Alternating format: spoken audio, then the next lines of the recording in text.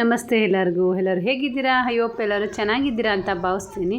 ನಾನು ನಿಮ್ಮ ಪ್ರೀತಿಯ Shaila Satish. Welcome back to my channel. So friends, ಇವತ್ತು ಬಂದು ನಮ್ಮ ಒಂದು ಊರಲ್ಲಿ ಅಂದರೆ ನಮ್ಮ ಹಳ್ಳಿಯಲ್ಲಿ ಮಂಡ್ಯಸ್ವಾಮಿ ದೇವಸ್ಥಾನ ಇದೆ ಅಲ್ವಾ, ಆ ಒಂದು ದೇವಸ್ಥಾನ ಶುರುವಾಗಿ ಅಂದರೆ ಓಪನ್ ಆಗಿ 5 ವರ್ಷಗಳು ಇವತ್ತಿಗೆ.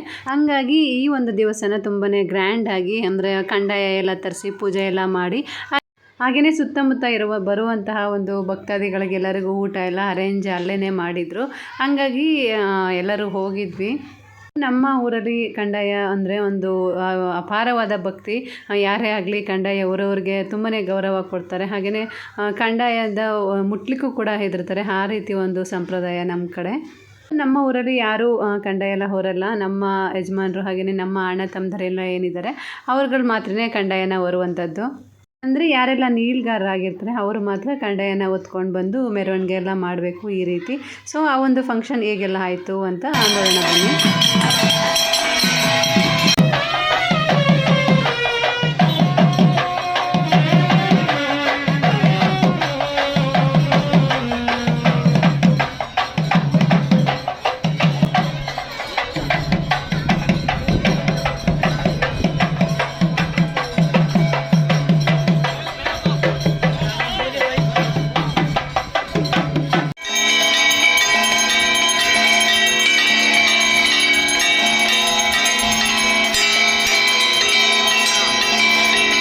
ಹಾಗೆಯೇ ನಾವೆಲ್ಲರೂ ಕೂಡ ಸ್ವಲ್ಪ ಬೇಗನೆ ಹೋಗಿದ್ವಿ. ಯಾಕಂದರೆ ಮನೆಯಲ್ಲಿ ಅಂದರೆ ನಮ್ಮ ಮನೆಯಲ್ಲಿ ನಾವು ತುಂಬ ದಿವಸ ಆಗಿರುತ್ತಲ್ವ ಹೋಗಿ, ಹಾಗಾಗಿ ಸ್ವಲ್ಪ ಧೂಳೆಲ್ಲ ಆಗಿರುತ್ತೆ. ಸೊ ಮನೆಯೆಲ್ಲ ಕ್ಲೀನ್ ಮಾಡಿ ಹಾಗೆಯೇ ದೇವ್ರ ಮನೆಯೆಲ್ಲ ಕ್ಲೀನ್ ಮಾಡಿ ಪೂಜೆ ಎಲ್ಲ ಮಾಡಬೇಕಾಗಿತ್ತು.